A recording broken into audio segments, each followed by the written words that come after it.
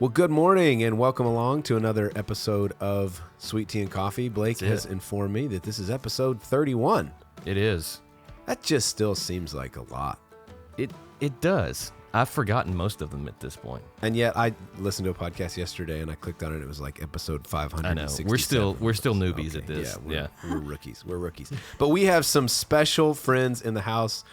Friends that I think, honestly, everybody probably that is listening, if you've been around Nacogdoches, if you have been around our church, you know these people. This is Fredonia Hill celebrity in the house today. Royalty, really. Yeah. We've got Bill and Amy Plunkett here with us, and they have just such a wonderful story and have just personally meant a whole lot to me and my family, have been a huge encouragement to us, and they feel like family. And so we are going to chat through things with them, listen to some of their story on episode 31. Stick around. Here we go.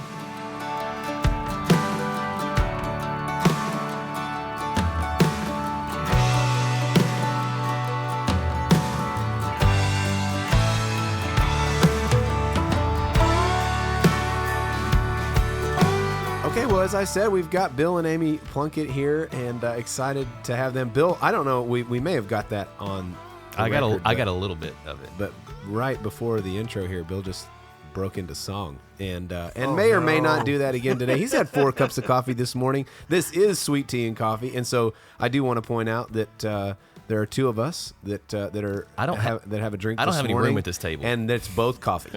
Okay, so it's both coffee. So chalk one up for the coffee team. Yeah. But glad you guys are in here. Like I said, man, if you've been around Fredonia Hill long, you know Bill and Amy. Give us what are the statistics? What's the back of the baseball card for you guys?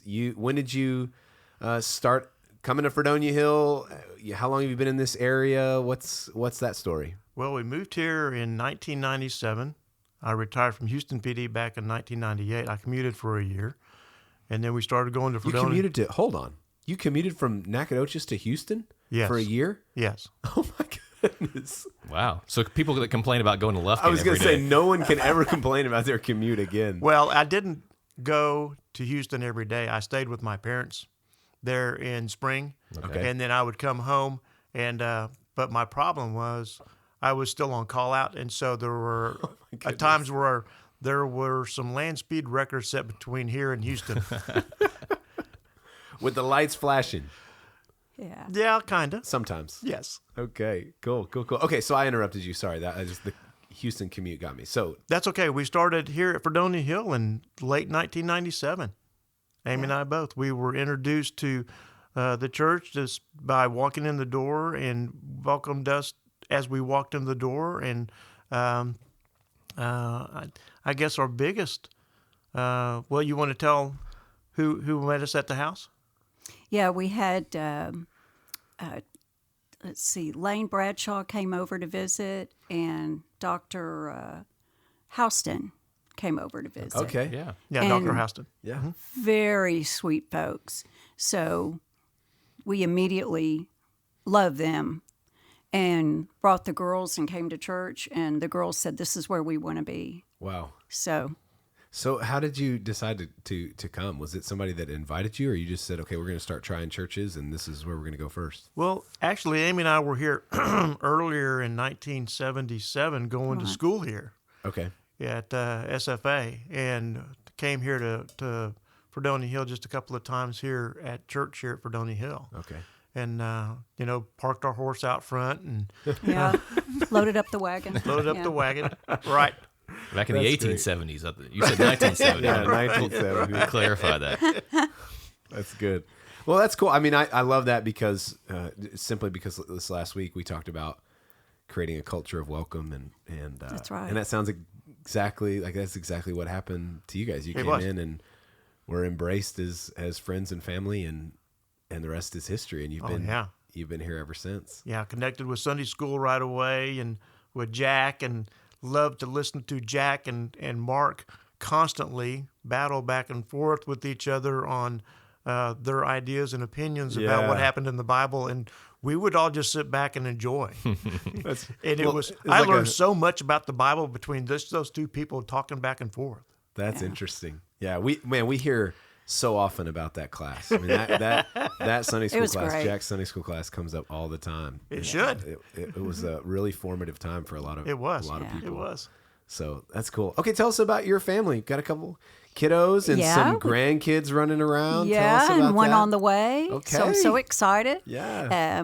Kimberly is an occupational therapist. She's our oldest daughter, and she's married to Nathan. And then they have 2 girls, Okay. Hadley and Caroline. And then Stacy is our youngest, and she's married to Cord, and they're expecting their first baby That's awesome. after a lot of prayers. Yeah, That's she's a awesome. hygienist here in town at She's Dr. a dental Stevens' hygienist. office. Yeah. Okay. Okay. So she cleans a lot of people's mouths here in town. Yeah. That's awesome. Even the ones that have teeth. I know, right? Yeah. Well, it's the men that are listening should connect to this because those 2 names that you just mentioned, Nathan and Cord. Oh my. Those are the guys that fed this yeah. group of men at our church the best meal of their life The fish. about what 8 months ago or so, Right. 6-8 Yeah. months ago. So those are the 2 guys that, like I said, you owe the best meal of your life to. Well, the neat story on our son-in-laws, they were the only guys our daughters ever dated. We watched our son-in-laws grow up from when they were 9 and 11. Wow. So we watched they're really our sons. Yeah. They just happened to be married to our daughters. Yeah. And so we watched them grow up. And so it's been quite an adventure to watch them all grow up together. That's really unique. Yeah. It is. It's a pretty cool. unique. You bet. Yeah, I bet. Man, that's really cool. I mean, I guess some people have that story maybe once, but for you to have that twice Yeah. in Yes. your Right. family, and Right. that's pretty neat. That's pretty neat. Okay, so you mentioned that you retired from Houston PD. So you guys lived in Houston, and were a police officer in Houston, and all that I'm sure entails. And there's all sorts of stories there. There are. Which I'm sure some you can tell, and some you may or may not can tell. But I remember one of the first stories so you invited me to come out to the property that you take care of, Yes. and you wanted to show me around. It's one of the prettiest places in all of Nacogdoches County, and so blessed to be able to come out there. This was Good. pretty soon after we had moved here, and you were sharing all sorts of stories. We were getting to know each other, but one that I've never forgotten is the story of the birth of your daughter after you had been injured in an accident. I say an accident. I don't know how much of an accident it was, but man, just tell that story. Give us a window into that moment. It's one of these. Bill and Amy have tons of just extraordinary stories, things that they've walked through, things that the Lord has really brought them through, where you guys have seen Oh, yeah. the provision of the Lord in some pretty unbelievable ways, some Absolutely. dramatic ways. Yes. This is definitely one of those. Absolutely. Walk us through that moment. I want people to hear this story. Well, October 28, 1988, I got a phone call from a snitch, which was an informant, about stolen cars being dropped off. Anyway, chasing the auto thief on that event, I got shot 3 times, and I got sent to the hospital at Herman. Life flighted me to Herman, and I was there Thursday night, October 28th, 1988. And Amy was pregnant with our second daughter, not knowing what we were going to have because I didn't want to know whether it was Yeah, boy or that's girl. right. And so Sunday, I woke up Saturday, and Amy was there and Mom was there. And I remember I woke up for a second, and I said, I hurt, and that's all I said. And then Sunday, they woke me up and said that Amy was on the way to the hospital to have our second child. And I was so mad that I wasn't going to be there. And I got to listen to Stacy being born over the phone. So Amy and I got to listen to what gender our new child was. Wow. And so got to listen to that over the phone. And I was so mad that this person had taken that opportunity away from us. And next thing I know, the guy that was working at the front, Greg, what's Greg's last name? Anyway, Greg, the policeman there, he says, we're going to make this happen. So I was in Herman Hospital. Amy was at Texas Women's, which is by the old Astrodome. And next thing I know, they're wheeling me out. Now I have stuff all over me. I'm in intensive care. And Yeah. so I have a doctor, a surgical doctor, and a nurse next to me. They're loading me into an ambulance and like 28 police cars leading me down Fannin to go see Amy. Wow. That's amazing. Yeah. And I recall it was a bit of a heist, wasn't it? Like that there were some doctors that were like, "No, we're not moving this guy." And you're like, "We're moving him. He's right. gonna see this baby girl." That's right. He's not moving. And we have such close friendships with our friends that we grew up in high school. So close that They were there. Wow. Yeah. Wow. They came and were there. Yeah, when I showed up, they were there. Wow. Yeah. That's amazing. Amy, what's that like on your end of things? I mean, had you received you obviously knew because you were there that he'd been shot. Yeah. And you've got to be thinking at that point, okay, I may go through this by myself and like we're getting ready for this. What's that like on your end of things? Yeah. It's not cool. Yeah. It's not cool. But it was about, I think, 11:30, and I talked to him earlier that evening, and everything was great. And that just shows you how quick things can change. Yeah. And I just clung to God. I said, you've got to take care of this. But anyway, it was about, I think, 11:30, and there was a knock on the door, and I knew that something had happened. Wow. And it was Bill's cousin. He was a police officer too, Tommy. And he said, Bill's been shot. I said, how is he? He goes, I don't know. So his wife came in and took care of our 1-year-old, and we got in the car and headed to the hospital. And you just pray. Yeah. Just pray the whole time. Yeah. And but I knew God had it, but that's easier said than done when you're in the moment. Yeah. You know what? I would love for you to elaborate on that. This is maybe a really hard question, but you say the words "you just pray," and I know the scripture obviously says that there are moments where our prayer isn't even, we can't even verbalize it in language, and that the Spirit intercedes for us in those moments. We had Becky Weems on a while back, and she was talking about a really tough moment in her life, and she just said, I just needed to walk around Nacogdoches and pray. And I said, okay, tell us about that. Like, take us into that moment. What does prayer look like in those moments? Can you even describe that? I mean, because when people hear, I just prayed, what does that look like? Is that verbal? Is that just kind of going on in your head and heart? What does that look like in those moments? Yeah, for me it was head and heart, and it was like I shut the whole world out. Or he did. God did. Yeah. And I felt like it was just him and I. And it was quiet. It was, I just remember feeling like I'm hanging on. Wow. I'm going to hang on to you. And you feel immediate peace. But I hadn't seen Bill yet, and I didn't know his condition. I didn't know what it was like. So going into it with the unknown like that, that's what I hung on to. Wow. I believed that God would take care of it. And, of course, I'm almost ready to deliver Stacy. Yeah. And I just remember saying, God, we need you to take care of her. We need you to take care of Bill. And you just kind of fall back in his arms. That's how I felt. Wow. Just fall back into his arms and let go. And the way you describe it seems almost even like, and I'm not putting words in your mouth, but almost even like even a physical experience of falling back in his arms and feeling that rest and that peace. There was an assurance to you that you were being carried in that. Absolutely. In that moment. Wow. Absolutely. So what's that like when here comes the cavalry? Like the whole group is driving through Houston, and I mean, what's that moment like as they open the door? And I don't know what you look like in that moment. You're coming in on a hospital bed, but man, what's that moment like for him to be wheeled into the room? It was a happy, happy moment because they wheeled him in a wheelchair, and it didn't last long because he turned white, and you could tell he was gonna faint any minute. Yeah. But we got to look at each other, and we saw our baby. Wow. And we knew everything was okay then. Wow. Yeah, they stuck me in a wheelchair, so my leg was all messed up. My chest was opened up. I had 2 IVs and one in each arm, and policemen telling people that they were shutting the hospital down, and the police cars all around front of Texas Women's Hospital. And Wow. I'm sure that was quite. They were a probably wondering scene. what was going on. That's man. right. And then here comes this crippled old man, all banged up, going up to see a lady. Wow, that's amazing. What was that like for you? I mean, what's that moment like?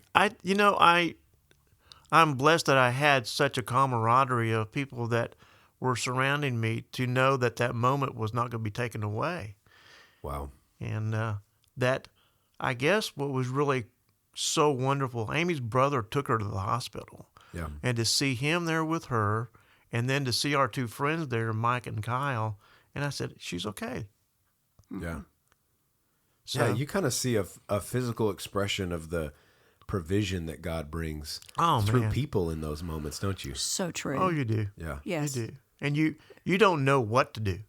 You, as much planning and preparation that I do on everything, that something like that you just can't anticipate. Yeah. Wow, that's amazing. Well, okay, I want to jump into something else. You mentioned these friends from high school. Now, this is extraordinary. So I don't know if you get these texts, Blake, but I get these texts every summertime-ish, right? I don't know. Right. Once a year you do this. So once a year, Bill goes off with this group of high school friends, and he goes to the most extraordinary, beautiful places on planet Earth, and then he photo dumps all these pictures Yeah. to the poor folks sitting around here at Right. Nacogdoches, and he just says, "Look at where I am," and Right. it's just like, Right. oh my gosh, that is amazing. Right. But what I love about that, and we've talked a lot about this Yes. group of friends, it's pretty extraordinary that this group of friends that you've had since you were in high school Right. has stuck together and done life together and is committed to being in friendship for a lifetime. We are. Walk us Held through, accountable, too. Yeah, walk us through that kind of relationship, because I think, when you're in it, you kind of think, well, this is normal to have this close group of friends, but Oh, this is Abby normal. yeah, most people don't. How does that come about? We've talked a lot about friendship around here. I'm just curious how those friendships have been developed and maintained. Well, some folks may not know that Amy and I went to high school together. Yeah. But we didn't start dating till after we were out of high school. But we ran around together with the same group of people.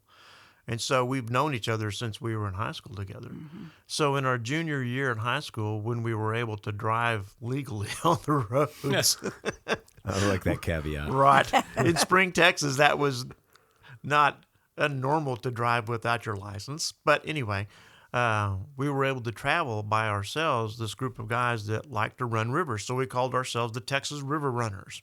Okay. And so we had coined that name, and we traveled all over Texas in high school doing river runs. So imagine 16-year-olds loading up their pickup trucks with 4 beat-up canoes, putting in at Langtree, Texas, in the middle of nowhere, and traveling down the Pecos River with no cell phones, no nothing, and getting out at Pecos at the dam, and coming home, and your parents not knowing where you are for 7 days.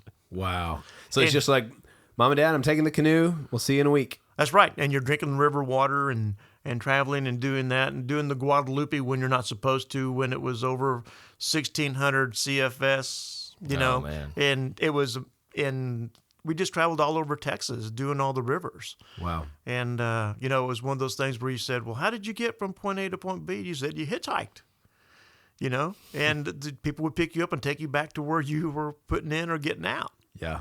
And so we did that a lot. And so You hitchhike with a canoe? no, you would drop your trucks off. So we dropped our canoes off in Langtree. Okay. And then we're getting out in Pecos. Okay. So you had to drop your trucks off in Pecos, and you had to get back to Langtree where everybody else was and all your gear. So 2 of you had to go take the trucks in Pecos, and then you had to get back. And so you just stuck your thumb out, I love it. and you got to ride back. That's great. And sometimes you'd take 2 or 3 sticking your thumbs out. You know, Yeah. somebody was going to take a road. I'm not going that far. Yeah. And so anyway, so we continued to do that throughout the years, and we've traveled throughout the United States, going all through different rivers, and to the point to where, like our last trip, we just got back from the Flathead River in Montana, where we rent 2 airplanes. They drop off all your gear, and then they come back and get you and drop you off on top of a mountain and say, good luck, see You're you in a sitting week. out there with your thumb out waiting Yeah, for, the airplane, yeah. for the airplane to show up. And what's really sweet is Amy and I have known these guys and their wives for forever, 40-something Since years. 75. Yeah. And so it's this accountability that we hold on each other of being good, faithful Christian men. And it's just all these experiences we've been through. What does it take? What kind of work does it take to maintain friendships like that? Because you guys don't all live here. I mean, this is this is people that are spread out all over the From place. Seattle to Orlando. Yeah. Wow. So, and yet the bond remains. How do you? You know, it's Stick kind with of a joke that we hope that nobody ever sees all our texts. And Amy says, you better hope nobody sees these texts because they're kind of goofy. Yeah. Yeah, And they're they're silly pretty in a silly. way. Yeah. Yeah. But we know each other's quirks about what bugs each other. Yeah. And we know, I mean, we're all have our idiosyncrasies that we all know everything about. Yeah. And Amy knows them. I mean, they're like brothers. So, did you ever go on any of these trips, Amy? Did Oh, you? no. No way. Not allowed. No way. You're Yeah. like, see you in a Not week. interested. Not interested. Yeah, at have all. fun. Not allowed. Is that what you Yeah. said? Not allowed. Yeah, when the toilet's a 55 or a 5-gallon drum you sit on in the middle of nowhere. No, she's not Yeah. going. That's not my thing. Not your thing. Yeah. Not your thing. That's great. So those friendships have been maintained for all these years and are meaningful. I mean, this isn't just people you go on trips with. These are people you're sharing life with and that are in the hospital. You know, when you're in the hospital, and I mean, they're standing in for you in big moments. That's pretty amazing. Oh yeah, and whenever they hurt, we hurt. Yeah. You know, and whenever they have children or their children have children, we know about them. And whenever they're going through difficulties, we all share all these things. And we you know- pray for each other. oh, Yeah. oh Which is my awesome. gosh, yes, Yeah. yes. Yeah. Wow. Well, okay. So recently, we've covered kind of this moment where Bill had got himself in a bind, and or I don't know, someone else got you in a bind. Yeah, You didn't quite do it. wasn't on my plan. I was gonna say, and just the hanging on to God in those moments. You guys have recently walked through. Amy, you just had a big surgery and recently walked through kind of a trial there, and it's kind of the shoe was on the other foot a little bit, you know, Right. and Bill was he was the one watching you go through it this time, and Right. take us through that a little bit. What you guys have just recently walked through, and how the roles kind of changed, and what that looked like. Well, you're exactly right. They did change. We flipped, and it was totally unexpected. I thought I was the one that would always be healthy, and Bill had heart problems in his family. But anyway, it's not unexpected to God. So, Yeah. Wow. but went to surgery in Houston, and Bill was right there the whole time. And it's funny, it kind of brought back memories of what had happened to him. Really? And so we sat in the hospital for 11 days and talked about that. Wow. And I said, how did you get through this? How did it feel literally, physically? Because it was pretty scary to have open heart surgery. Right. And the surgeon actually had my heart in his hands. Wow. And he prayed ahead. That was a wonderful feeling. So comforting. Very comforting. But Bill and I talked about that, and I said, so, we're going to have matching scars. What do you think? And had a lot of humor, a sense of humor, and he's very good at that. And he was right by my side all day. And matter of fact, the nurses coined him as the doting husband. Absolutely. He would get there in the morning and sit with me all day till that night. And he said to one of the nurses, he said, she's my Jenny. And if you watch the movie Forrest Gump, of course you know what that is. Oh, yeah. And so they started calling us Forrest and Jenny. I love it. And and it's such a scary time, it was actually happy. It was happy. Once the surgery was done, even with pain and all, we were together. And And sickness and health really came into play in that one. Wow. Yeah, I was going to Yeah. say, I mean, talk about what the Lord does between the two of you in moments like that. I mean, you've been through, two significant health moments, Right. where you've clung to one another, but at the same time, your marriage has always had Christ right there at the center. Right. So what happens between a husband and wife in those kind of moments as you cling to the Lord, as you described? What does that do in your relationship? What does that do in your marriage?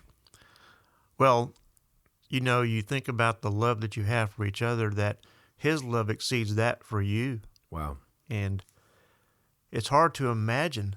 You think you know what you can take care of, and you can't in situations like that. You just have to put it in his hands. And it was so hard for me because I love fixing things and taking care of her and doing all the things for her, and I couldn't fix her. And so I said to tell him, it's yours. Wow. I can't do this. Would you say that was a similar moment to what Amy described, kind of being in the car and going, okay, I just got to fall back into his arms. There's nothing I can do. That helpless. Oh, it is. Feeling. It's a powerless feeling that I have no control over what's going on. Yeah. And then when you just put it in his hands and you just go, okay, I have to rely on you, when you should all the time. But in those moments, we all go to him and say, can you help me? It's like all the time you should be asking me to help you. And putting your faith in what goes on in your day-to-day life. And on those moments like that, you just cry out, that you need him more than ever, when that should be every day. Yeah. What is as you're actually going through those moments where you know that you're helpless, that we have this illusion of control, but we don't really have any control. But in those moments, it's right in your face. I know I don't have control over this moment. And yet you cry out to the Lord. What does it feel like? And I'm using that word on purpose because I think in a lot of these moments, what people are looking for when they cry out to God in these moments is they're looking for a shift and a change in the way that they feel. And a lot of times when that doesn't come, it's distressing. It's like, okay, is God not working? So in those moments, can you take us through? I mean, both of you certainly can comment. Did it necessarily change the way that you felt, or describe what it was like to be carried through, even in the midst of, I'm sure, your mind racing and wondering. I'm sure the distressing moments that are all caught up in that. What is the experience like to actually be carried through? Is it a change of feeling as God brings you through, or is it something deeper than that? Well, I know one thing, prayer from others. I was always one to, if you want me to pray for you, absolutely. Yeah. To ask for prayer is simply just not the way I am.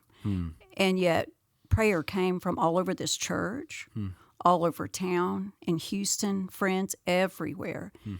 You can literally feel it. And when you said carried through, that's how I felt. I felt like I was being carried through it. And even I went to God for all the details. There were some scary moments. I had to have some tubes pulled, 4 tubes at one time, out of my chest. And I was scared to death. This was after surgery. And Bill had the same experience. And we just put out on text to please pray that this would be painless. And it was. And I couldn't wait to get back to all these people that prayed and tell them, God listens. He did it. There was no pain whatsoever. Well, the nurse that came in, Miss Henley, I'll never forget her name. She had the darkest blue eyes. And she said, look at my eyes. And when that happened, she was done. And Amy she goes, I'm done. She goes, all of them? Amy didn't feel a thing. Wow. Yeah. Wow. It's amazing. And these were 4 tubes in her chest that each tube was 2 feet long.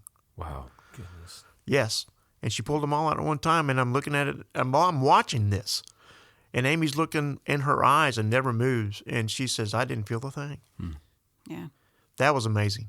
So you're not, I think sometimes, again, we think that when we pray in these distressing moments, that what the answer to prayer looks like is this sudden burst of strength and courage, and like we shift from being helpless to now being strengthened and empowered. But that's not what you're describing. You're describing remaining helpless.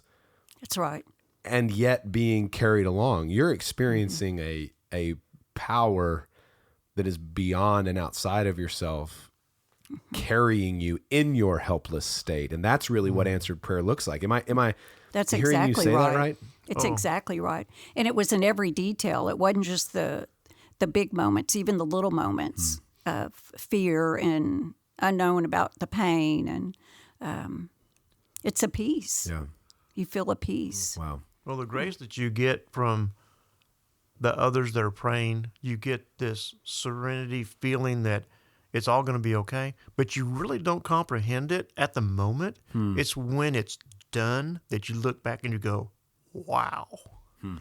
That's when the reality sets in that God's hand is in all that it's not under your power to make those things happen. And so when people are trying to get an answer from God and they give me peace about what's happening right now, it may not happen at that exact moment that you're asking for these things to happen from Him. But when you look back and you see what happens, you know His hand's in every bit of it. Wow. That's right. You know, we're gonna have to turn the corner and kind of close down. But I think I'd really fail the podcast if I didn't ask this last question. And it's funny because the other day we're talking about marriage ministry in a conversation earlier this week, and the question was just posed. You know, think about couples in your church that if your marriage were in trouble, if you needed to go to somebody, if your marriage were in trouble, if you were to need help, you know, who are the couples that you would go to? And I don't mind telling you that the two of you are like first in my mind. Yeah. And I have been a fly on the wall. I love the way that you love your wife. Oh. And I am challenged by that and learn from that all the time. So I would be, you guys just are a role model marriage for, I think, a lot of people. Maybe you don't know that. Maybe you do. So you certainly are for my family. What would you say? I'm gonna put you on the spot, but Amy, I'd love to hear you talk about from the perspective of a wife, and Bill, you from a husband. Like, what would you say to either a young couple starting out or somebody in the middle of marriage? What would you say is like, this is the one thing, or this is these are the two things, like more than anything else, hang on to this. What would you say, Bill, to husbands and Amy to wives? I would definitely say communication and respect. And as women, we tend to look at men and expect you to get it, expect you to know what we're thinking. And you can't do that. You have to communicate. And we've been through ups and downs. Yeah. But not once did we ever consider anything but always to be together. That never even came to our mind. And I respect them. And sense of humor is important. Don't take it all so seriously. Wow. Just have fun together. And he makes me laugh. I make him laugh. And it's a blast. Yeah, that's awesome. I love being married. Wow. To this guy. Yeah. Did we really get married? Or we just living together? No, I think we got married. Oh, we did. Yeah, we had that did. wedding thing. The wedding thing. Yeah, right. Yeah. What do you think from the perspective of a husband? I think the one word is respect for each other. And I remember man was doing a show on marriage, and he said, if you write all the good things down about your marriage and write all the bad things down about what you think about your wife, he said the good so far outshines what all the bad things you think about your wife. And he said that you're two different human beings, and you have to understand that you've got different personalities, and that, yeah, you're going to have difference of opinions. If you don't, there's something wrong. That's right. And if you have to communicate, you talk things out. And we have this thing, and it's kind of funny. You know, they talk about money situation with families. It's a funny thing. Anything we spend over $100, we have to get approval from the other person. I love that. And so We have that rule in our marriage. Yeah, So Yeah. absolutely. To the dollar. yeah, Yeah. That's our rule. Yeah. I love it. Yeah. And Yes, so, I'm doing something right. and it was kind of funny that as we're getting older, our livelihood is much easier.